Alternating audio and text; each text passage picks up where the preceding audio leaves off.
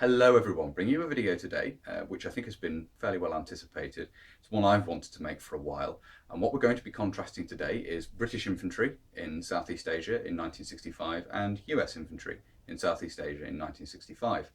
Now, the British of course are fighting the Indonesia-Borneo confrontation. The US of course are beginning to send combat units to Vietnam. And there is a real contrast in the ethos of the two operations. There is a real contrast in the demands that were made. Obviously, the intensity of the conflict, the two conflicts was very, very different. But it's interesting, nevertheless, to look at the different kit that the two countries were using, its origins, how up to date it was, and so forth. And some of the reasoning behind why these two, who are supposed to be on a relatively comparable operation, look rather different. So we'll start with the Brits here. They'd been in theatre quite a bit longer, in a combat role, that is, of course, having fought in Malaya right the way through the 1950s into the 1960s, and then obviously essentially straight into the Brunei uprising, and then the Indonesia confrontation straight after that. So ongoing jungle warfare for quite a long time. We'll look at the front of the mannequin here first, and we'll start at the top and compare the two. The Brits using or wearing the archetypal jungle hat, which of course become known as a boonie hat going forward from the later American use in Vietnam, or sort of something very similar. This was designed, essentially introduced at the end of the Second World War, and was synonymous with jungle operations right the way through into the 1970s when a DPM version was introduced. Very popular, much preferred to any other headgear. Certainly you don't tend to see Brits, unlike Americans, wearing helmets in the Far East. You do see a very limited number being worn in the early days of troops being flown out to Brunei, but in jungle operations you don't see the helmet being worn at all, really. Of course, early deployments to Vietnam, you do see the helmet being worn here. US troops essentially went equipped very much as they would do in terms of equipment and headgear for any other battlefield. So the M1 helmet is being worn, the vine leaf cover there, as you can see. Obviously, the US ethos in this regard was somewhat different, and obviously, again, in Vietnam, body armor would be heavily used as well. So a slightly different mentality there, again, based on the different operations which were being conducted, or at least different perceptions of the war that the US had. Later on, of course, tropical headgear would become common, such as a boonie hat and so forth. But obviously, for this mannequin, a member of the 173rd Airborne Brigade in 1965, we have the helmet with camouflage cover. At the neck here, we have a sweat rag on the British setup here. The US would obviously make use of towels and sweat rags, but in this instance, we still have the singlet on underneath the tropical combat jacket there. As you can see, early photographs do show these being worn in country, at least for a time. Not particularly practical. You want as few layers as possible in very hot climates to prevent sweat building up and soaking up, and obviously to allow as much ventilation as possible. The uniform itself, the British shirt here, is essentially an updated version of the tried and true for the Brits, made of Airtex, which is a breathable material, porous breathable material. This is a relatively up-to-date design for the 1960s, introduced in the very late 1950s, around 1959. But essentially, the design is very little changed. Although this is a shirt, it's designed to be worn as a shirt. It's a little bit deceptive on the mannequin here. These were worn tucked into the trousers, in contrast to US practice. But it is essentially a development of existing clothing. Airtex clothing had been around since before the Second World War. Jungle green Airtex clothing had been around since the middle part of the Second World War, and this is a continuation of that theme, introduced in that, as I say, first coming to use in the late 1950s and very commonly worn during the Indonesia-Borneo confrontation. Relatively practical, not very hard wearing. These wear out very quickly because the material is quite thin, but a relatively practical piece of clothing. In contrast, the US, we have a bang up-to-date tropical combat jacket. This, of course, being the first pattern with the exposed buttons on the pockets and so forth, and epaulettes. Very up-to-date uniform, made of cotton poplin, harder wearing than the Airtex. Obviously designed to be worn untucked. I really like it, visually speaking, but as a piece of tropical clothing, it really is rather practical and well-designed garment. That can certainly be said for it. The pockets are well designed. in terms of their volume and so forth. And this would be improved, of course, as is with the second and third patterns throughout the Vietnam War. But in the early part of the war, this is what would be seen. Alongside, of course, the existing OG fatigue uniform, which many men were still equipped with through into 1966. The tropical combat uniform, as with everything else, takes a little while to roll out new uniform to the troops.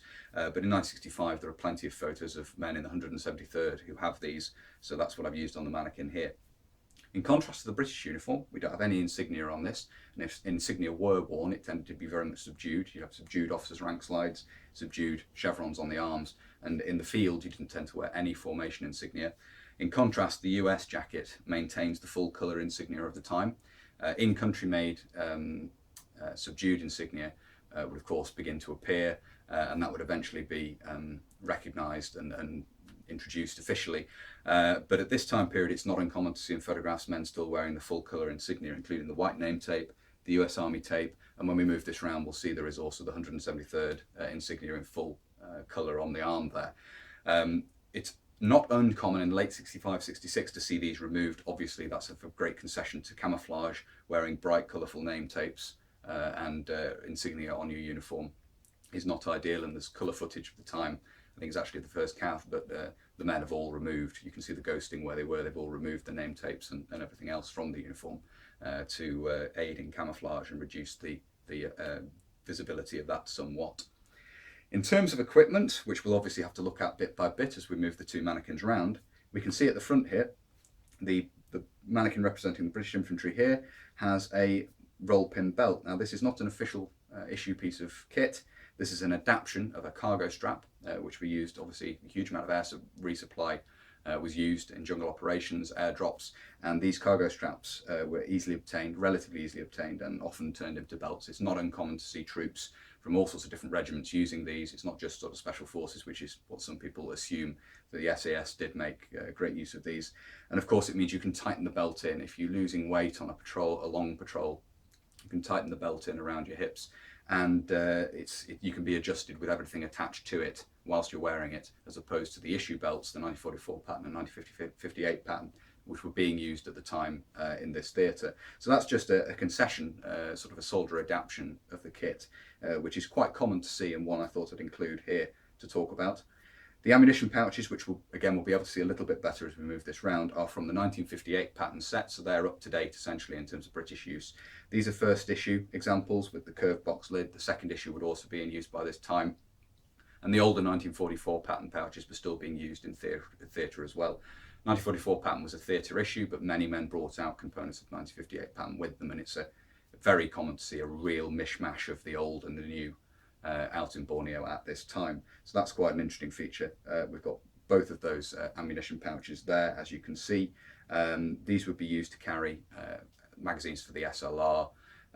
You'd also use, there's footage of them being used to carry grenades and ammunition in bandoliers as well, akin to the old 1937 pattern method of having a bandolier of rifle ammunition and grenades in a pouch. That was British policy at the time, as far as I'm aware, was to carry grenades in pouches. You do occasionally see them snapped onto equipment, clipped onto equipment. In contrast, the US had a somewhat different policy, but we'll get onto that in a minute. We'll talk about the equipment as it's set up here. This is essentially a set of US M1956 equipment set up as per the manual, basically.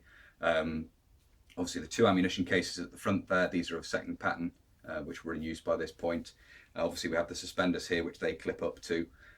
No suspenders for the British equipment. The belt is just worn on the hips, and that would obviously, as time moved on in Vietnam, that would become very common to see as well, particularly when body armour is being worn, just the belt around the hips. But in this instance, we have the suspenders included to support the belt. And up on the left hand face of the suspender there, we have the compass first aid pouch. One of the many places you see these carried, sometimes on the belt, sometimes on the side of the pouch. Up here, you see them in all sorts of places, but we have this one up on the suspenders there. Obviously, the ammunition case is carrying ammunition for the M16, which was on issue at this point, the 173rd. You see definitely in photographs, they're definitely carrying M16s by this point. And you have grenades slung on the outside. And this is obviously a design feature of the M1956. We've got a couple of M26 grenades there.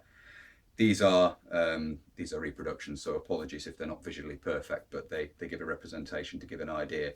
And able to allows me to talk about that particular feature. Obviously, design ethos there. The US quite happy to carry grenades on the outside. These are quite safe here with the strap round. There's no real risk of losing the pin. It's just an element of the uniform, the equipment I wanted to show there, rather. We'll move these around now and we'll carry on looking at the equipment. Looking at the left-hand side of the mannequins here, we can see the ammunition pouch and the ammunition case from the US equipment here. Slightly better contrast. Obviously, the British pouch a lot deeper in order to take the magazines for the light machine gun, which was still on issue at the time of the GPMG was replacing it around this time period. We can see here a water bottle, a 1944 pattern water bottle. This is a second issue type with the rubber cap, but again a throwback to older equipment essentially, which was still theatre issue at the time. The British Army was still issuing 1944 pattern and still making 1944 pattern for issue in the Far East, and obviously that is then combined with the 1958 pattern on the roll pin belt to make up this equipment set. On the US equipment here we can see, well, we'll talk about the uniform first actually. You can see the full colour insignia there on the arm with the airborne tab and 173rd formation patch there.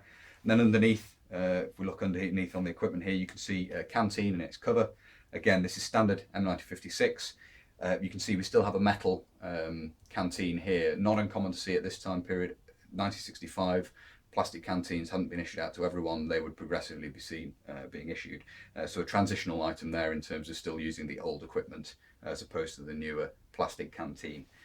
Just something to note as a detail, the US was still issuing out older bits of equipment, and obviously that's an example of that. We'll move these around now and have a look at the back. Okay, so looking at the back here, we can see a big difference in thinking between the carriage of equipment in these sort of operations, in this sort of theatre. On the back here, we have a 1944 pattern haversack on the British infantryman. The pack of the 1958 pattern equipment could not be worn on its own, so you couldn't wear the equipment in this set without the braces from the equipment, without the yoke, excuse me, from the equipment to support it. You had to wear the yoke in order to wear the pack, which is not ideal. So the 1944 pattern haversack was still on issue, and as you can see, that's being worn here. This man is represented, this mannequin is representing a man on a 3-day patrol. So we have in here spare clothing, dry clothing, rations for 3 days. You'd have your stove, maybe a tin of foot powder is something that's mentioned in footage of men talking about their service in the jungle at this time. It's very important to look after your feet. And on that note, we also have up here a pair of plimsolls, essentially green canvas and black rubber plimsolls, locally produced. They're essentially Converse type footwear for wear at night, for wear in the evenings. The British jungle boot of this time period, it's not something we'll look at now, but we'll talk about the comparison of that very briefly. The British jungle boot was essentially a very tall Converse type canvas boot. I have done videos on this previously, so I'll put a link in the top of the video here for people if they want to have a look at that. This is somewhere where US kit was streets ahead of British, which is surprising given the British Army had been involved in the jungle for so long. The US jungle boot, of course, is well known and was an excellent design. Obviously being introduced at this point, you'd still see other footwear, the combat boots and so forth, but being introduced in larger numbers. And the British boot did not compare favourably, and there was an attempts made essentially at night to dry them out, which didn't work very well. They were very flimsy, they held water, not a good design. But these were provided for men to wear at night, while the jungle boots there was at least an attempt being made to dry them out. So we have those there underneath the flap of the haversack. Underneath we have the poncho. This essentially serves as sleeping gear. Put it down on the ground, fold it over yourself and sleep. Hammocks and things were also provided to a degree, but this is relatively common for shorter patrol to carry this. It was adequate in the eyes of the soldier and kept the weight down a little bit. But certainly that's mentioned as well in accounts at the time, is literally just a poncho to put down on the ground and have one side come over you to cover you. At the back we can see another 1944 pattern canteen, and then round on the hip here, which we'll see in a little bit more detail in just a moment, is a newer 1958 pattern bottle, mixing up terminology, bottle in its pouch there. In contrast to the US equipment, we do have, obviously, as you can see, a canteen on each hip there, so 2 canteens are being carried as opposed to 3 with the British mannequin here. We have the standard field pack, commonly known as the butt pack. This is the 1961 development of that to give a little bit more capacity. Again, used to carry similar items, so you'd have rations in there, socks, that sort of thing. This chap is supposed to represent someone out on a one-day patrol, so perhaps helicopter lifted in and then do a day's work and get lifted out again, which was very much the ethos of the US Army at this time: search and destroy, and then obviously big unit operations to try and pin down the enemy and destroy them. Whereas the British were involved more in a sort of aggressive, longer-term patrolling and staking out the jungle with jungle forts and so forth. So a different sort of ethos there, but then again, the conflicts were somewhat different too. That's certainly true, and affected the way they were fought, as well as the doctrines of the two armies differing as well. You can see that the field pack here is supported by the suspenders. Unlike the haversack here, which can be dumped if you're going into a firefight, this cannot be easily dumped, so this weight is with you wherever you go. But that's a difference in the load carrying there. Obviously the US would move on to introduce all sorts of different rucksacks. You'd have the lightweight rucksack, the tropical rucksack and so forth introduced, and troops would also use the Arvin pack and various other items to carry their kit when loads increased and they were on longer range and longer lasting patrols. But that would come a little bit later in the war, really. At this time it's very common to see chaps still wearing the M1956 equipment essentially as prescribed in the fitting instructions for it in the manual. So on the right side of the mannequins here, there's not a huge amount more to see, but you can see here the 1958 pattern water bottle pouch, early issue water bottle pouch, obviously being carried alongside the 1944 pattern carriers. So it's plausible here that the chap's come out with his set of 1958 pattern. He's been issued for use in Northwest Europe, or wherever else he may go, his standard set of web equipment, and then he's been provided with theatre issue components, the haversack, the two 1944 pattern water bottles in their carriers, and then obviously has acquired a roll pin belt. And he's just taken the ammunition pouches and the water bottle pouch from his set of 1958 pattern and attached them to the rest of the equipment to make up this sort of hybrid set that's being adapted for jungle use. As I say, you've got the other ammunition pouch here. This, of course, having the pocket on the side for the Energa rifle grenade adapter. Basically an obsolete piece of the design at this point, but that is the right hand pouch from the set. As I say, these are the early issues, so they have a slightly reduced capacity from the later issue of 1958 pattern pouches, but these were what would be commonly seen at the time, along with the second issue pouches. And on the US mannequin here, we have the second canteen, again worn round on the hip, and you can see again it's a metal canteen.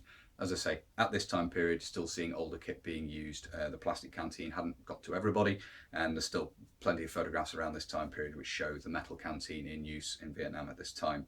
But obviously the plastic canteen would predominate from the late 1965, 1966 onwards.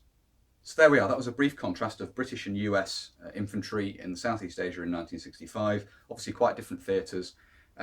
These are just two examples. Obviously there's a wide variations in the kit that was worn and carried, but obviously I tried to get two relatively representative sets of equipment and uniform here to take a look at and talk about. So I do hope you found that interesting, as I always say. If you did and you'd like to see more from the channel, then please do consider subscribing if you haven't already. And if you're newly subscribing, or you've already subscribed but haven't already clicked it, click the little notification button down below and make sure you're receiving notifications when I upload future videos. If you really like my videos and you'd like to support the channel, you can do. There's a Patreon link down below and a PayPal link as well. Thank you very much to everyone who supported me via those two methods. It's really appreciated. It really helps. And as I say, some new editing software is on the way. The last few bits and pieces I'm doing in Movie Maker because I want to get them out of the way, and I need to learn the new editing software. So that's on the cards though, very soon. Obviously there's also the Facebook and the Instagram page where you can keep up with photographs from the collection and so forth. More of that will be coming in when the season picks up and we're back to reenacting. That tends to bring a bit more in terms of photographs and things. There's also an email address down below should you wish to contact me. It's a good place to do so. But that's everything I wanted to cover in this video. So until next time, bye for now.